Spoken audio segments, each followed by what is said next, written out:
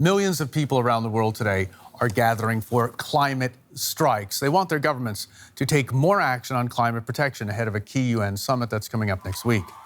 Now, Australia hosting some of today's first mass rallies, with similar protests expected to unfold across some 150 countries in the hours ahead. The demonstrations are being held with activist Greta Thunberg's Friday for Future movement, which invites young people to stage school strikes for the climate. It's a big worry. We're on the front lines of climate change. It's already happening. It's not waiting for it to happen or, a matter of time. It's already here. People don't want to leave.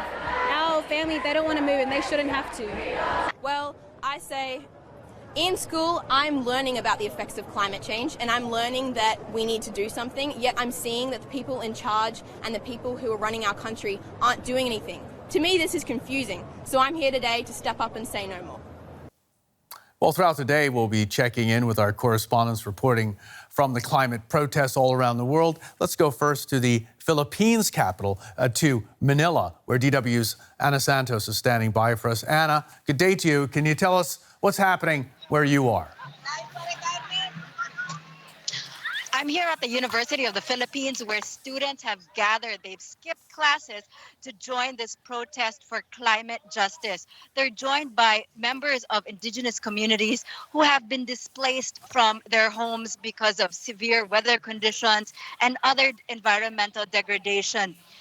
Now, you see behind me the protest, it's really like playful. They're cartoon characters, they're people on stilts, but the students are very clear. Make no mistake, they're very serious about demanding climate justice and a serious response from the government. They want the government to declare a climate emergency here in the Philippines.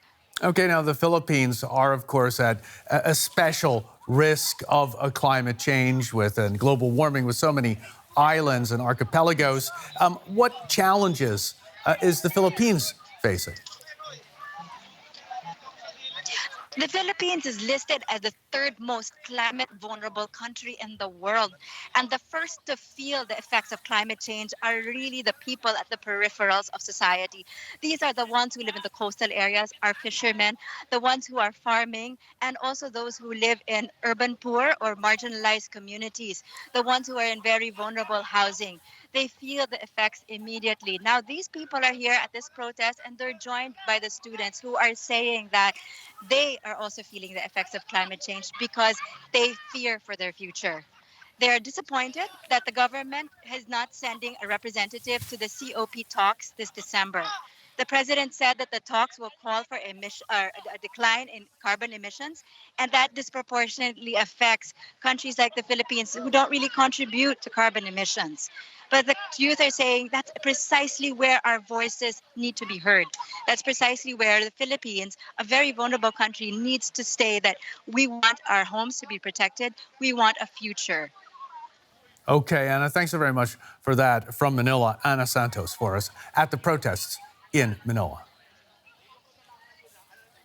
Well, DW's Phoebe Kong is in the Taiwanese capital, Taipei. She gave us this assessment of what's happening there today.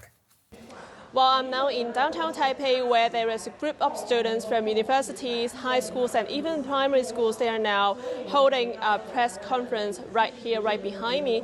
And dozens of the students, they attend and participate in this press conference during school time today. And they read out a youth climate change declarations, which is to address the climate change problems around the world. And they want to urge the politicians, especially the presidential elections candidates, to address this problem.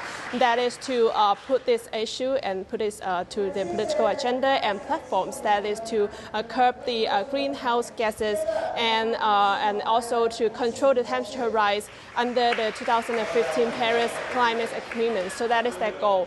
And this is the first activity to kick off the 1 week long movement in Taiwan. So there will be a series of protests and also street talks to address the climate change problems on the coming few days.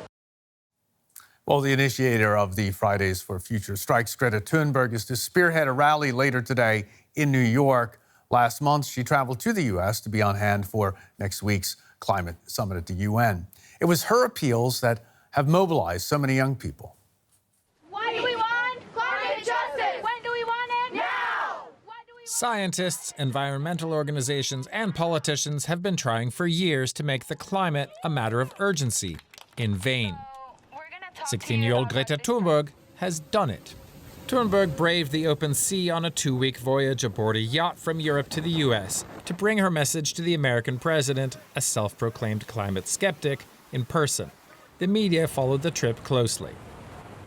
The climate and ecological crisis is a global crisis and the biggest crisis humanity has ever faced. And if we don't manage to work together, to cooperate and to work together despite our differences, then we will fail. So we need to stand together and support each other and to take action. It all started about a year ago. Every Friday, Greta Thunberg protested in front of the Swedish parliament and in so doing sparked the Fridays for Future movement. Just a few months later, the schoolgirl mobilized millions of people for the climate. Suddenly, young people all over the world took to the streets, like here in India, in Mexico, or in Australia, or in Europe. After her arrival in New York at the end of August, Thunberg made it clear at a meeting with UN General Assembly President Maria Espinosa that she hoped the upcoming climate gathering would lead to concrete action. UN summit needs to be some kind of breaking point, tipping point, where people start to realize what is actually going on. And so we have high expectations in you too, and all member states to deliver. Now, Thunberg is counting on the support of her fellow campaigners all over the world. And we will continue to take climate action till they hear us. And one of those fellow campaigners is now with us here in the studio, Clara Mayer, a Fridays for Future supporter here in Berlin. Good morning, Clara. Good morning. Good morning. What do you want to see come out of today's protests around the world? I hope that the world politicians recognize us and that they actually start acting, that the UN Climate Summit will come up with a real solution against this crisis, because this crisis will affect every single one of us. Okay, now, a lot of schools here in Germany are giving students the day off without penalty to take part in these strikes. Why do you think this movement has become so very strong here in Germany? Well, we've seen a lot of stagnation in the politics in Germany. We've had the same chancellor for a long time, and she hasn't done much.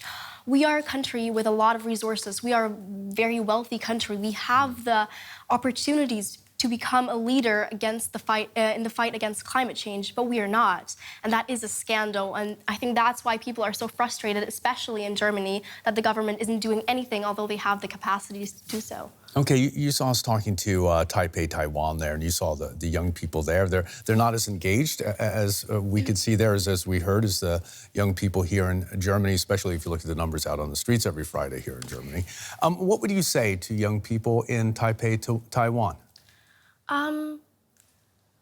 I would say to them that this is an issue that will affect everyone on this planet, and that I hope that even though they might not be striking today, I hope that they will in the future, because this issue will really affect every single citizen on this planet. Okay, as part of that, more and more students are taking part in the strike. You know, there have been families fined for allowing their children to go to the strikes, and there are sanctions threatened for families in the future should their children do so. The argument there is that children should be learning and not protesting out on a school day. What's your response to that? I know people who have been fined, and I think it's actually like a scandal, because we learn so much from the strikes. This is not about algebra. This is about learning about real world politics. Every single one of us has learned so much while striking. This is about our future, our planet, our lives. And to restrict people fighting for this cause is a scandal, in my opinion. Okay, talking about politics, the German government is looking to introduce a number of measures to reduce carbon emissions here in Germany. Let's take a look at that and talk some more then. Germans love to cycle. They diligently recycle. When it comes to the environment, Germans like to consider themselves model citizens. Even Angela Merkel was once hailed as the climate chancellor for pushing other countries to acknowledge the scale of climate change. Merkel's government also decided to phase out nuclear energy by 2022. But still, Germany is no climate change role model. In fact, it is one of the countries with the highest CO2 emissions worldwide. Germany wants to halve these emissions by 2030. Experts warn it won't meet this target. Why? Its early exit from nuclear energy made Germany heavily reliant on fossil fuels. Manufacturing, transport, and other industries also contribute to Germany's high emissions. How can Germany reduce its greenhouse gases? A minimum price for budget airlines is under consideration. Other ideas include improving public transport to encourage people to use their cars less. The biggest thing Germany can do is reduce its fossil fuel consumption. Germany only wants to phase out coal energy by 2038. In the meantime, it wants to tax carbon dioxide. A carbon tax would make coal and other fossil fuels more expensive. But the proposals targeting fossil fuels have been met with resistance. Coal miners and other industrial workers fear for their jobs. Climate activists have taken to the streets, hoping to persuade the German government to take action now. Okay, Clara, these actions that the German government's looking at could mean higher taxes, the loss of jobs. Is it worth it, climate action, when you look at that? Well, I think that's always a false way to look at it. Last year, we lost 30,000 jobs in renewable energies. That is not even equal to the slight amount of jobs we will lose in coal. And also, there are studies that the coal miners can actually work in other parts of other businesses. But this is about a real issue that will affect every single person on this planet. We had time to solve this issue and make it a win-win issue for everyone, but the government has been sleeping for years. And now we just have to realize that this is an issue where we have to do every single measure we can. And of course, climate justice is a really important factor for us. So we want no one left behind. We want to tax the rich, the people that are flying the most, the people that have the biggest cars, have the biggest houses that emit the most. And those are not the working people. Okay, you're calling it climate justice. Briefly, Yes. if you could, do you think the politicians are listening? And if they're not, will they be listening after today? I definitely think they will after today. I mean, we'll have millions of people all across the world on the streets. If they will not be listening, well, they're fools. Clara, thanks so very much for coming in today. Clara Mayer from the Fridays for Future here in Berlin. Thanks so very much, Clara.